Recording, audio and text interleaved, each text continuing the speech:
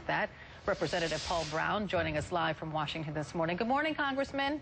Good morning, Carol. I'm honored to be with you. Thank you. We appreciate your being here. You say you're doing this because you want to be able to talk to your constituents during the speech. So you'll actually be watching from your office, hosting a Twitter town hall.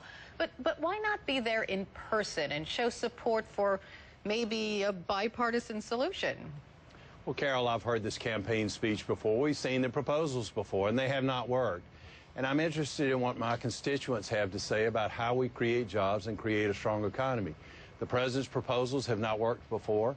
They're not going to work again. He's proposing the same old stuff that has failed in the past. And big government central planning has never worked. It didn't work in the Soviet Union. It's not going to work in this country, no matter how President Obama tries to put them in place. And so I'm eager to hear from my constituents.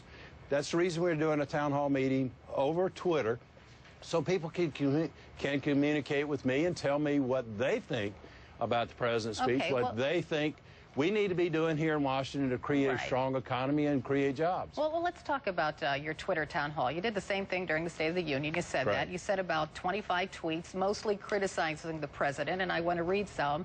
One of them went, "Mr. President, you don't believe in the Constitution, you believe in socialism." Another one, "All children will be poor if we continue with Obama's policies." How is that exactly helping? Because that's not really a conversation. That's just accusing the president of things that you believe about him.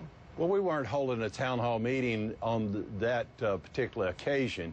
We're inviting people to come on board, to give me comments, to give me suggestions, to tell me what they think we should be doing here in Washington, D.C. I'm trying to listen to my constituents.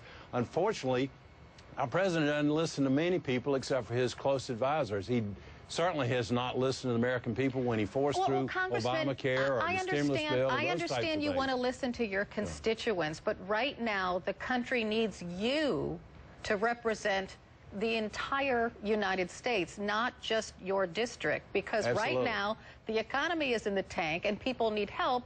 So why not go to the speech, sit down, listen, maybe you won't agree, but at least you'll be there telling the American people, not just the people in your district, that you care about the country. Well, I do care about the country deeply. I'm a U.S. Marine.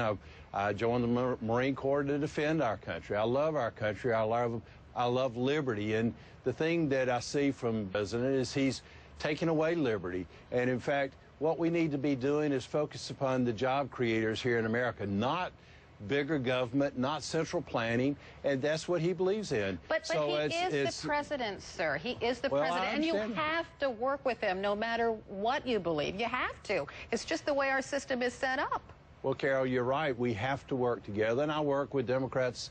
In fact, some of the most liberal Democrats. We've worked together on many issues, health care, housing issues, housing construction, things like that. But the thing is, this president does not listen. This is just another campaign speech. He's focusing on 2012 election, and that's what this is all about. We're seeing these same proposals of big government spending. It's failed over and over again. I want to hear from my constituents what they say. And so it's not being disrespectful to the president. It's being respectful towards my constituents, and I'm eager to work with the president. In fact, he said if we have ideas to come knocking on his door. But I knocked about my health care bill that nobody answered. I introduced H.R. 660, which would create a lot of jobs here in this country. But we need to be focusing on those types of things instead of this central planning, big government idea. I understand where you're coming from, but even Eric Cantor, he is the guy that walked out of the debt ceiling meetings, even he said that we have to find some areas that we agree on because it's so important at this time to do that. He says, I think we need to build consensus, and that's going to require all of us not to impugn motives, to question patriotism. He says we really need to be there tonight so that we can find common ground. Is he wrong? Carol, what we need to be doing is trying to create an environment so that job creators in the private sector will start hiring people. And that's what my bill, H.R. 660, the Jobs Act, will do. It will put money back in the hands of those job creators, small businesses, large businesses all over this country, so they can buy inventory, so they can expand, so they can hire permanent employees, not these ideas that have been proposed by the president. We've already seen them in the stimulus bill. They failed before. They're going to fail again.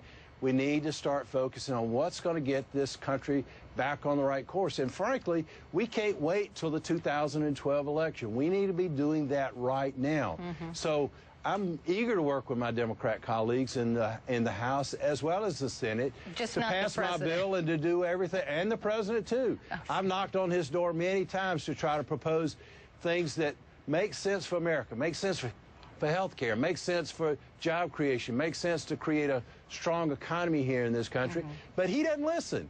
So the thing is, I'm listening to my constituents. I'm listening to the American people. I invite people from all over this country to join in this town hall meeting. They can join me on Twitter at Rep. Paul Brown, MD, and join in the conversation. I encourage people to do so. All right. Thank you so much for joining us this morning. We appreciate it. Thank you. Carol, I have to make a point about stimulus because this is something you've heard a lot from Republicans, that they tried stimulus didn't work. It's not the stimulus didn't work.